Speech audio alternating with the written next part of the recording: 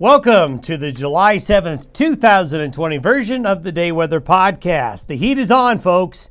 We're going to sizzle here not only for another day today, but for many days in a row. Through the weekend and early next week, very warm to hot conditions will be found. Now, afternoon and evening thunderstorms will be around again today and to some extent Wednesday, mainly east of the divide, mainly eastern Wyoming, eastern Montana, western South Dakota, western Nebraska, and eastern Colorado. West of the divide, really not much of anything. Fire danger is going to be increasing through early next week. Really need to be careful. Historically, folks, late June and early July is a critical time in forest fire activity in the Rocky Mountain West because we're at that point between seasons. As we get through that cooler, wet spring season and we get into the hotter, drier summer season, late June and early July, we're in between those patterns and we are waiting for the monsoon moisture to come up from the south to give us those better rain-producing thunderstorms and showers we tend to see during late July and into early August. So late June into early July does historically tend to be a hotter, drier pattern. That's why a lot of fires get started late June and early July around here. The monsoon, is it coming? We'll talk about that here in a moment. Here's the upper level pattern right now. We have a little bit of a trough and a cool front that's in the Pacific Northwest right now that is going to head eastward.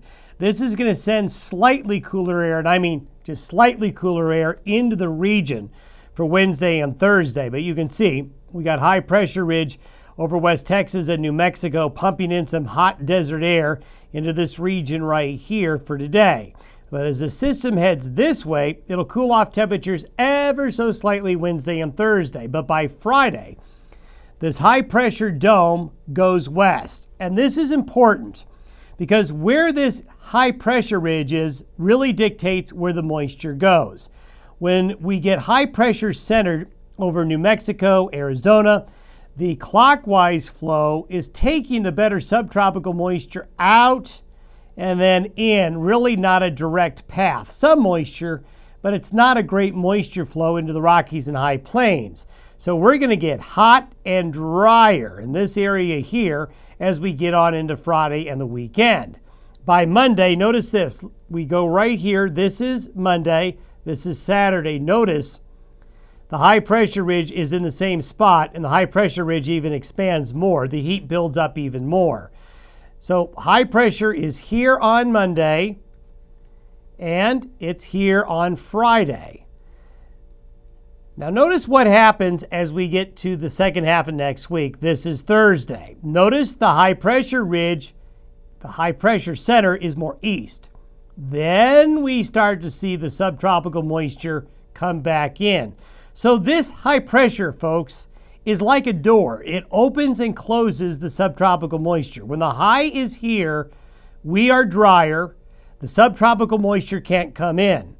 As the high migrates east and gets into here, well, the door opens to the moisture and it comes back on in. So what we're going to have is a hot, drier stretch of weather Thursday through probably Tuesday of next week, maybe Wednesday. Then the door opens up, and the second half of next week and next weekend, we'll see an uptick in the monsoon moisture flow and a better chance for showers and thunderstorms. And to highlight that, this is that precipitable water chart we've shown you before. The brown and the red and the gray here showing really, really dry air. The blue and the green shows where the air is more moist. So you can see why there's going to be thunderstorms in this part of the region right here today, because there is moisture available. But west of the divide, there's just nothing. As we go forward, by the end of next week, this is by next Thursday and Friday, notice that deep dryness goes away and we have white and green. The white means average, and the green above average is along with the blue.